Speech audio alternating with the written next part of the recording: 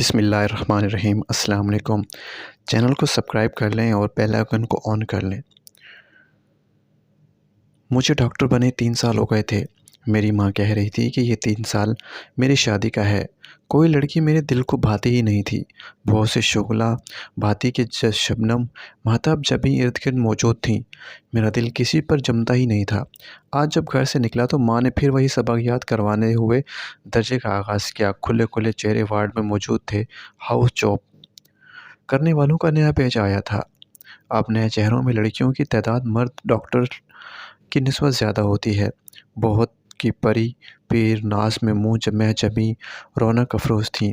इनमें ही वो मौजूद थी हफ्त अकलीम की शहज़ादी, सबसे अलग थलग खूबसूरत तल्ली और लंबी डॉक्टर नोरेस, जवां मिसले गुल खंजाब और हुस्न में मिसले माँ ताबा, हल्की सी काजल किए लकीर से भी कवर आँखें तेज़ी से घूमती हुई, जिनमें बैक वक्त बहुत से अक्स उभर कर डूब जाते थे। कोरी रंगत और ब्यूटी बोन्स के नीचे सफ़ेद कोट के काले के अंदर सीने का गुलाबी उभार हल्का हल्का नज़र आ रहा था। सरायदार गर्दन से लगती अनाबी स्टैचू स्कोप इस बालिदगी को जवाहिर लाल दिया कुवत के नोखे हार से भी ज़्यादा रौनक बख्श हुई थी। इस ड्यूटी वो मेरे साथ थी। इस रात इसमें मौजूद थी, काम पर तवज्जो देती। इसके बोलने का अंदाज़ बहुत ही खूबसूरत था। मरीज़ों से लेके स्टाफ तक हर किसी के साथ सरापा शफ़क़त से बात करती थी। कोई मरीज़ अगर सुख़न बेहुदा ज़ुबान पर भी ले आता तो इसको नज़रअंदाज कर देती, क्योंकि लड़कियों के साथ हँस भी लेती थी। अगरचे मैंने इसे कभी लड़के के साथ कभी बात करते हुए नहीं देखा था। वो आहिस्ता-आहिस्ता मेरे दिल में घर करती जा रही थी। मैं ज़्यादातर इसको अपने साथ ही रखता था। वो महसूस करा रही थी, इसकी कोशिश होती कि घर के काम के अलावा भी मुझसे दूर रहे। एक दिन वो अपने बाप को लेकर आई। दिल का दौरा था। 3-4 दिन वो हमारे पास दाखिल रहे। ज़्यादातर वो दोनों अकेले ही अस्पताल में मौजूद रहते थे। डिस्चार्ज होने के बाद अंकल को अक्सर अस्पताल आना पड़ता था। मैं इनके करीब होता जा रहा था। वो भी मुझसे इंतहाई प्यार करते। हमेशा सीधे मेरे कमरे में ही आते। कुर्बतें बढ़ती गईं। मेरा इसके घर आना जाना शुरू हो गया। एक दिन हिम्मत करके मैंने पूछ ही लिया, डॉक्टर नूर आपकी माँ? उसने कोई जवाब नहीं दिया। एक दिन कहने लगे, डॉक्टर अशर मैं दूसरे वार्ड में जा रही हूँ। क्यों? मैं चौंक गया। बोली, ये लोग हमारे बारे में अजीब-अजीब बातें करते हैं। फिर इसकी ड्यूटी तब्दील हो गई, लेकिन मैंने इसके घर जाना नहीं छोड़ा। इसके रवैये में भी बेतकल्लुफ़ी बढ़ती जा रही थी। लेकिन मैं 1 दिन 2 दिन न रह पाता तो अंकल मुझसे उदास हो जाते और अद्वियात के बहाने फ़ोन कर देते। मैं तो इनको बगैर देखे बगैर रह नहीं सकता था। हम अक्सर सारी-सारी रात बातें करते रहते। इसकी एक आदत बहुत अजीब थी।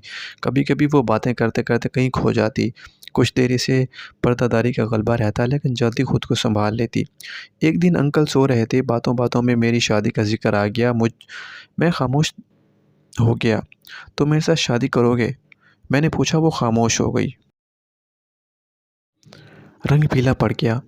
काटो तो एक कतरा खून का भी ना निकले। तर्ज का खून शायद रंग बनकर उड़ गया था। ये नामुमकिन है। क्यों? मैं शादीशुदा हूँ। इसके अल्फाज मुझ पर बिजली बनकर गुजरे। कमरे में उदासी छा गई। मियाँ, ये क्या कह रही हो तुम? तुम शौहरदार हो? हाँ सच है। वो रोते हुए बताने लगी कि मैं एफएससी की में पढ़ रही थी। मेरी माँ ने बाप ने मेरी मर्ज़ी के ख़िलाफ़ मेरी शादी कर दी। अपने भाई के बेटे के साथ शादी तय कर दी। माँ के नाम पर कतत अराज़ी था। चंद एकड़ ज़मीन वापस लेने के लिए मेरे नकताल ने मेरा ख़ानदान तबाह कर दिया।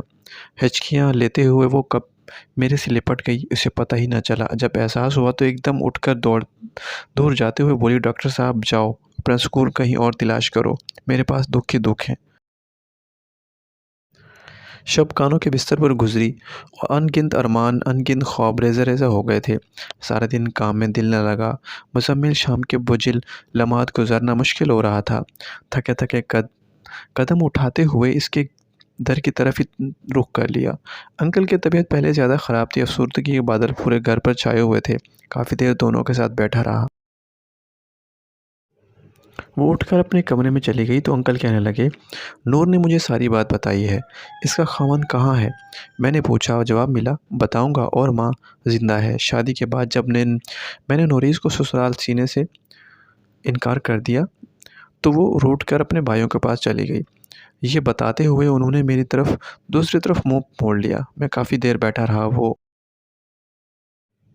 आई और ना ही अंकल ने कोई बात की। अगले दिन इनकी हालत ज़्यादा ख़राब हो गई। वो हमारे वार्ड में ही दाखिल हो गए। इनकी प्यार बढ़ती ही जा रही थी। एक दिन कहने लगे, बेटे मेरी बेटी का दुनिया में कोई नहीं है। मैं इसे माँ के पास नहीं भेज सकता। जब कभी मैं इसे ये कहता हूँ तो वह इंतहाई खौफ़ज़दा हो जाती है और कई दिन अपने कमरे से बाहर नहीं आती। एक कागज़ मेरे हाथ में देते हुए कहने लगे, मियाँ इसके ख़ावंद का पता है, तुम एक बार इससे मिल लेना। इस रात अंकल फ़ौत हो गए। अब वो अकेली रह गई थी। मैं रोज़ाना इसके घर जाता। बहुत दिनों के बाद मैंने पूछा, मुस्तक़बिल के बारे में क्या सोचा है? हॉस्टल मुंतकिल हो रही हूँ। वो आहिस्ता से बोली। काफ़ी देर ख़ामोशी छाई रही। दुःख की बात यह है कि हिम्मत नहीं है। अगर इजाज़त हो तो पूछूँ? अपने बारे में कुछ और बताओगी? क्या पूछोगे? अपनी माँ के बारे में बताओ। आप दोनों इससे क्यों नहीं मिलते थे? वो काफ़ी देर सर झुकाकर बैठी रही, रोती रही, कहने लगी, मेरी माँ पढ़ाई के सख्त खिलाफ़ थी। कहती थी हमने कौन-सी नौकरी करवानी है। बाबा ने माँ की नाराज़गी को